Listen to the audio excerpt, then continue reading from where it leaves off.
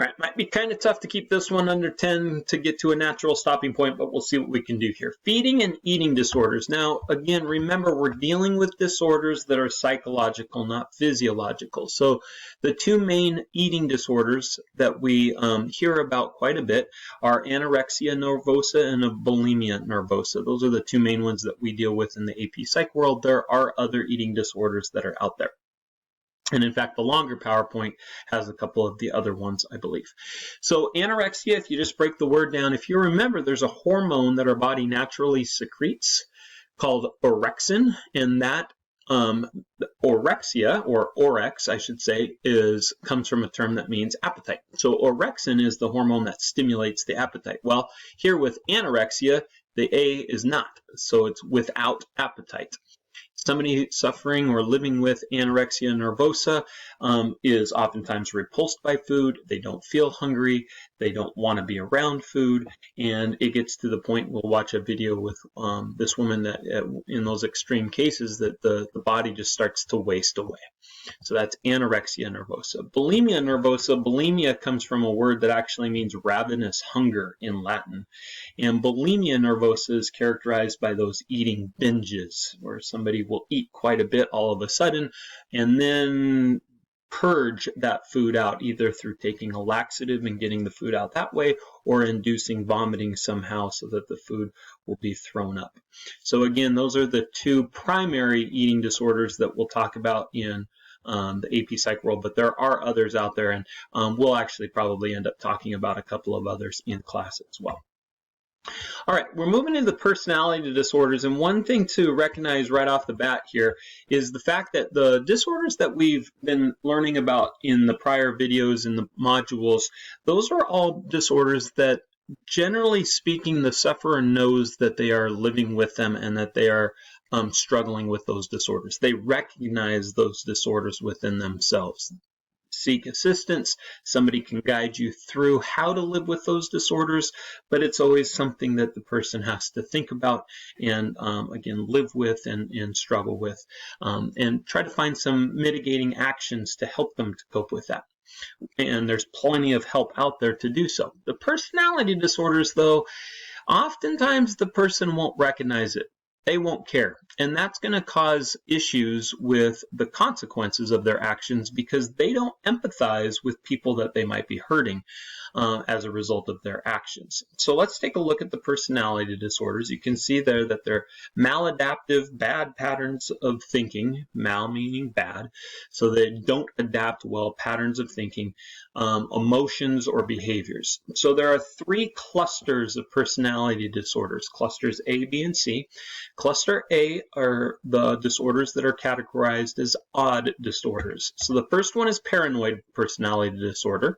And that's basically what it sounds like. This is somebody that feels like everybody is out to get them, that there's a persistent distrust of the people around them. Everybody is doing something malevolent to get to them. Mal again meaning bad. So the paranoid personality disorder is hypersensitive to the world around them, always feeling a distrust. The next two, don't get confused with schizophrenia. They are not the same thing. So schizoid personality disorder is a real heightened secretiveness.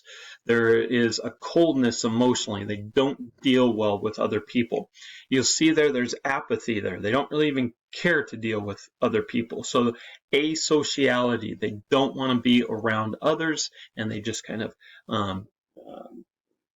fold back into themselves, if you will.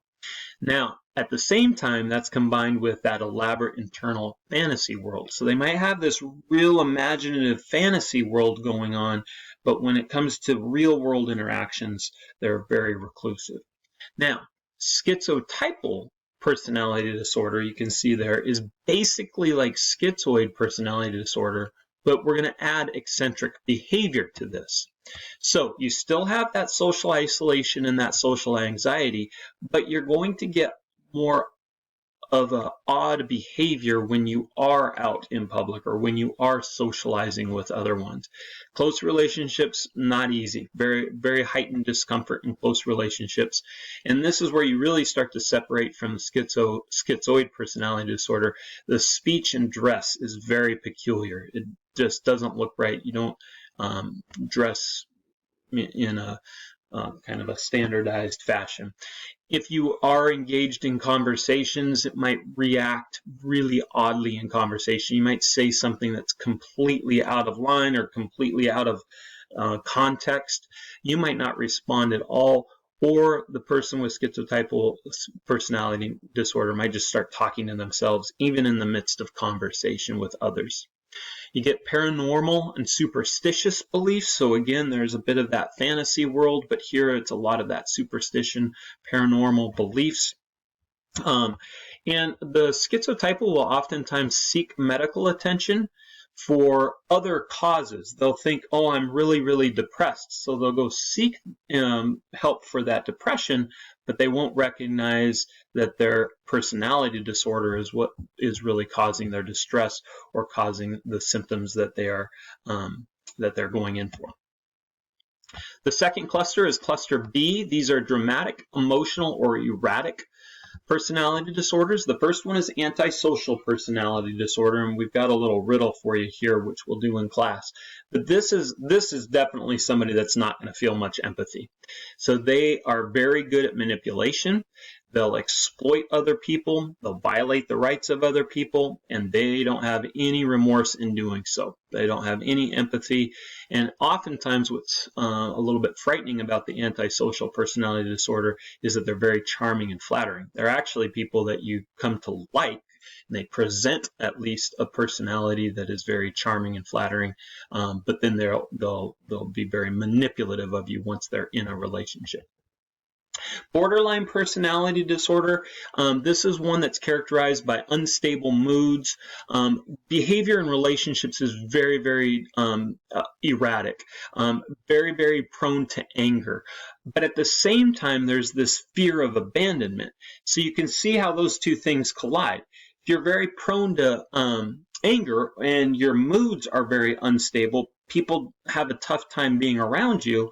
But at the same time, you're very fearful of somebody leaving. So if you do become involved in a close relationship and all of a sudden that person doesn't do well with your unstable moods and they leave that relationship, then that fear of abandonment becomes even more exaggerated and increased. And so you can see how there's a kind of a spiraling circle with borderline personality disorder as far as interpersonal relationships. Oftentimes, because they don't want people to leave, they'll injure themselves for the attention so that people will stay and pay attention to them. And you can see there that this disorder is often triggered, or I should say the symptoms of this disorder is often triggered by traumatic or neglectful events in childhood. So you'll start to see those symptoms unfold into the disorder. And then narcissistic personality disorder, not a whole lot to add to that. Most people know that narcissism is this idea that the world kind of revolves around me. And so when you actually have narcissistic personality disorder, just think of somebody that might be a little bit narcissistic and ratchet that up tenfold. And this is when somebody just believes they are the most powerful person in the world. They're preoccupied with that success. They constantly need attention. They're constantly feeling a sense of entitlement. And there's that kicker again, not much empathy. They lack empathy for others.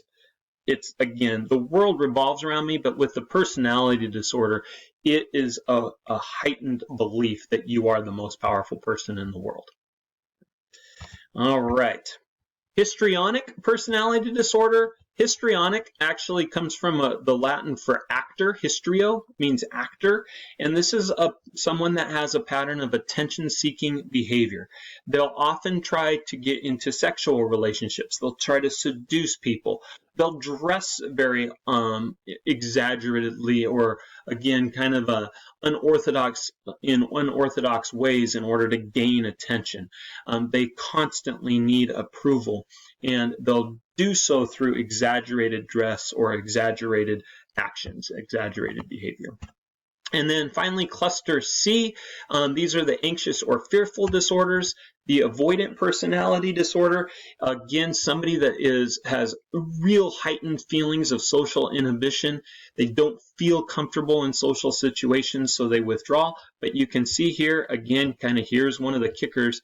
They have a desire to be close to others. So there's this desire to enter into relationships, but then they don't feel comfortable in those. They don't feel confident and comfortable being in those relationships. Now, again, remember, all of us at some point or another feel a little bit uncomfortable, perhaps in relationships or talking to new people, whatever it might be. These are going to be people that are dealing with that constantly, and it becomes a real distressful part of their existence.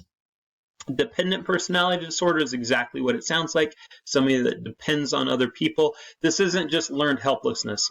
This is somebody that feels like they need other people to be around them all the time, constantly need people around and helping them out.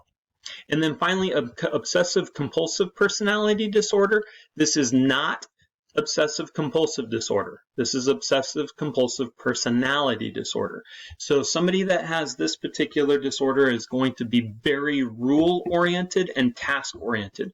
They are oftentimes they don't spend money. They keep their money very, very tightly managed. They hate being late. They're very, very punctual. Oftentimes work will interfere with their family life because they'll work long hours because they have to get the task done perfectly. It's a real, again, heightened perfectionism that's a distressor to them and the people around them and interferes with their daily lives. Okay, I didn't think I'd get it done in 10 minutes. I got to a natural stopping point though, so Mr. Woodard can now take over.